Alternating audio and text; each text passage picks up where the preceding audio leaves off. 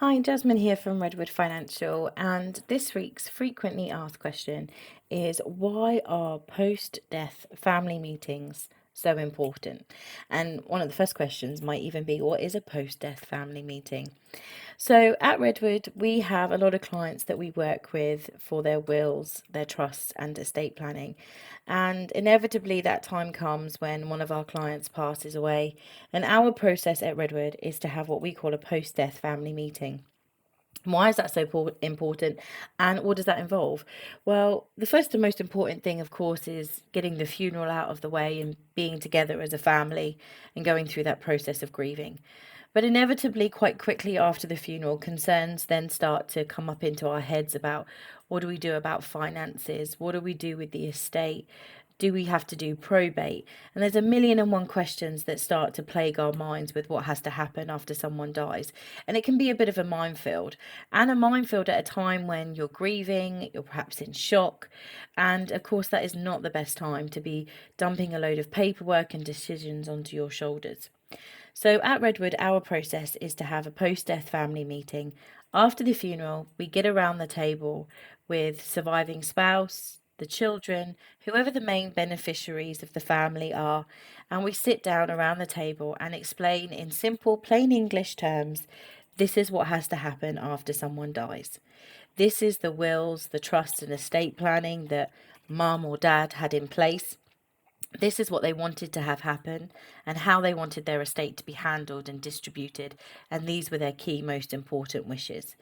The purpose of the post death family meeting is to try and lay out in simple terms what needs to happen and who's responsible for making sure everything happens in the right order that probate, for example, dictates.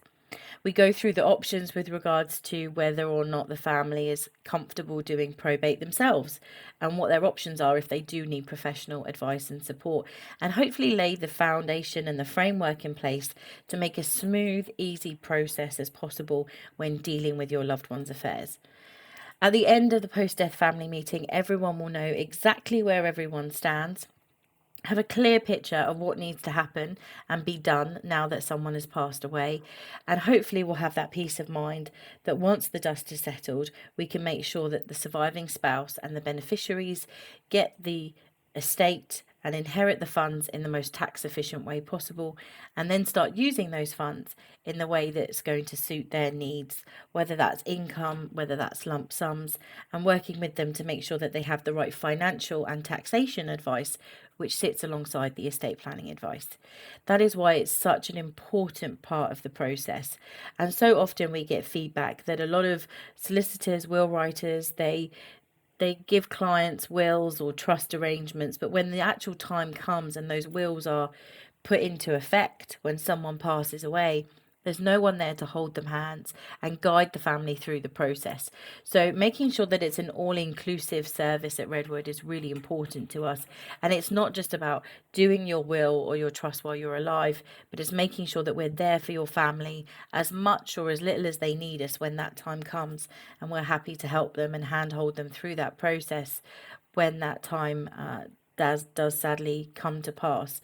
So you also have to think about when you are setting up your wills and trusts and estate planning, being really clear what's involved and what's included in that service. Are you going to have someone to advise and handhold your loved ones, or is this just a standalone will or trust arrangement and your family are going to be on their own to work it out for themselves when that time comes?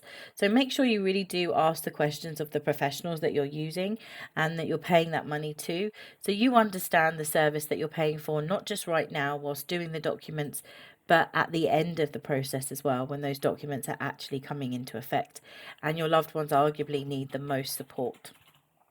In addition to that, and to help with that, we've also got our executor, trustee, and attorney webinar as well, which is really important, again, as part of our process at Redwood, to make sure that we educate executors, trustees, and attorneys on their legal roles and responsibilities and the things that they have to do, and at what point those things have to be done after someone passes away or loses mental capacity.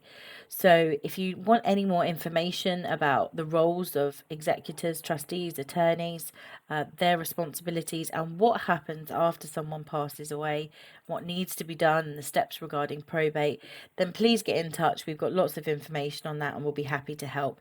If you've lost a loved one and you're looking for someone to just help point you in the right direction, we can absolutely do that as well. I hope that helps answer this week's frequently asked question, and I look forward to answering some more questions soon.